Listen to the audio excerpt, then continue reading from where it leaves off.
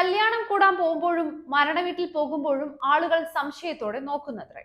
വടകരയിലെ കാഫിർ സ്ക്രീൻഷോട്ട് പ്രചരിപ്പിച്ച വിഷയത്തിൽ പോലീസ് സമർപ്പിച്ച റിപ്പോർട്ടിലെ ആദ്യ പേരുകാരനായ വടകര ബ്ലോക്ക് ഡിവൈഎഫ്ഐ പ്രസിഡന്റ് റിബേഷിന്റെ പരാതിയാണിത്.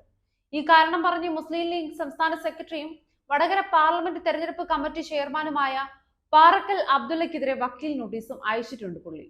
കുറ്റവാളികൾക്ക് നിയമം നൽകുന്ന ശിക്ഷ വെറും സാങ്കേതികം മാത്രമാണ്. എന്നാൽ പ്രതികൾക്ക് സമൂഹത്തിൽ നിന്ന് ലഭിക്കുന്ന ഇത്തരം അനുഭവങ്ങൾ തന്നെയാണ് ഏറ്റവും വലിയ ശിക്ഷ. മരണ വീട്ടിലും കല്യാണ വീട്ടിലുമൊക്കെ ആളുകൾ സംശയത്തോടെ നോക്കുന്നത് ഇയാൾക്ക് വലിയ കുറച്ചിലും വിഷവും ഒക്കെ തോന്നിയത്രേ. എന്നാൽ ഈ വിവാദമുണ്ടായ ഏപ്രിൽ 25 മുതൽ നാട്ടുകാർക്ക് മുമ്പിലും മാധ്യമ പ്രവർത്തകർക്ക് മുമ്പിലും സംശയ നിഴലിലായ ഒരു ചെറുപ്പക്കാരന്റെ ട്രോമ സ്റ്റേജിനെ പറ്റി ഇയാൾ എപ്പോഴെങ്കിലും ചിന്തിച്ചിട്ടുണ്ടോ? ഖാസിമിന്റെ നിരപരാധിത്വം ഉറപ്പായിരുന്നെങ്കിലും നിയമ പോരാട്ടങ്ങൾക്കിടയിലും നീ ചെയ്തിട്ടില്ല എന്ന് ഉറപ്പല്ലേ എന്ന നേതാക്കളുടെ അവസാനവട്ട ഉറപ്പിക്കലിന് വേണ്ടിയുള്ള ചോദ്യം കേൾക്കുമ്പോഴുള്ള ആ ചെറുപ്പക്കാരന്റെ മാനസിക സംഘർഷത്തെക്കുറിച്ച് ഇയാൾ എപ്പോഴെങ്കിലും ചിന്തിച്ചിട്ടുണ്ടോ? മകൻ സ്കൂൾ കാലഘട്ടം തൊട്ടേ MSFിലൂടെ പൊതുപ്രവർത്തനം നടത്തി എന്ന ഒറ്റ കാരണത്താൽ അവനെതിരെ വന്ന ഏറ്റവും ഭീകരമായ ഈ ആരോപണത്തിന്റെ പേരിൽ അവന്റെ കുടുംബം അനുഭവിച്ച വേദനയെക്കുറിച്ച് എപ്പോഴെങ്കിലും ഇയാൾ ചിന്തിച്ചിട്ടുണ്ട്? ഖാസിമിന്റെ പേരിൽ മെസ്സേജ് വന്നു എന്ന് പറയപ്പെടുന്ന അവൻ അംഗം പോലുമല്ലാത്ത യൂത്ത് ലീഗ് പ്രവർത്തകർ അന്ന് അനുഭവിച്ച ബുദ്ധിമുട്ടുകളെ കുറിച്ച് ഇയാൾ എന്തെങ്കിലും ചിന്തിച്ചിട്ടുണ്ടോ?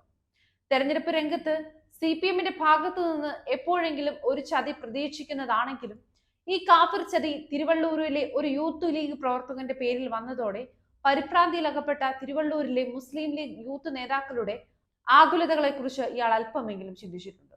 ഈ സ്ക്രീൻഷോട്ട് വ്യാജമാണെന്ന് 100% ഉറപ്പായിരുന്നിട്ടും മുൻ MLA അടക്കം CPMന്റെ സൈബർ ഹാൻഡിലുകൾ വ്യാപകമായി ഇത് ഷെയർ ചെയ്തതോടെ മണിക്കൂറുകൾക്കുള്ളിൽ നടക്കാൻ പോകുന്ന ഒരു തെരഞ്ഞെടുപ്പിൽ ഇത് പ്രതിഫലിച്ചാലുള്ള ബുദ്ധിമുട്ടോർത്ത് രായ്ക്ക് രാമാനം പത്രസമ്മേളനം വിളിച്ച് ദൃശ്യമാധ്യമ ഓഫീസുകളടക്കം പരക്കം പാഞ്ഞ തിരുവള്ളൂരിലെയും വടകരയിലെയും UDF നേതൃത്വത്തിന്റെ ആ കാളരാത്രിയിലെ ആദിയെക്കുറിച്ച് ഇയാൾ എപ്പോഴെങ്കിലും ചിന്തിച്ചിട്ടുണ്ടോ?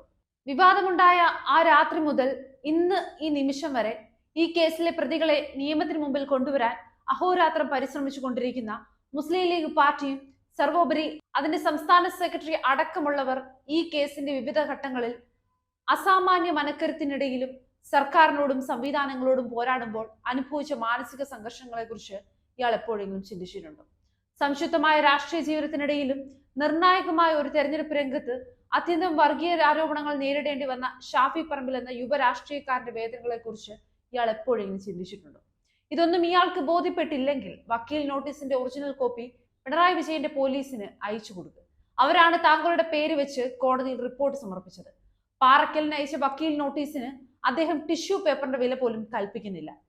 സംസ്ഥാന സെക്രട്ടറിയെ പോലെ ഒരാൾ അരയും തലയും മുറുക്കി ഈ കേസിന് പിന്നാലെ കൂടിയില്ലായിരുന്നെങ്കിൽ കേരളത്തിൽ അങ്ങോളം ഇങ്ങോളം സംഘപരിവാറിനെ പോലും നാണിപ്പിക്കുന്ന വിധത്തിൽ CPM ചെയ്തുകൊണ്ടിരിക്കുന്ന വർഗീയ ധ്രുവീകരണങ്ങളുടെ തെളിയാത്ത ഒരേടായി എന്നും ഖാസിമിനും മുസ്ലിം ലീഗിനും എതിരെയുള്ള ആയുധമായി ഉപയോഗിക്കുമായിരുന്ന ഈ സംഭവത്തിൽ കുറ്റവാളിയായ റിബേഷ് അനുഭവിച്ചു എന്ന് പറയപ്പെടുന്ന ബുദ്ധിമുട്ട് അയാൾ യഥാർത്ഥത്തിൽ അനുഭവിക്കേണ്ടതിന്റെ 1000-1 പോലും ആയിട്ടില്ല.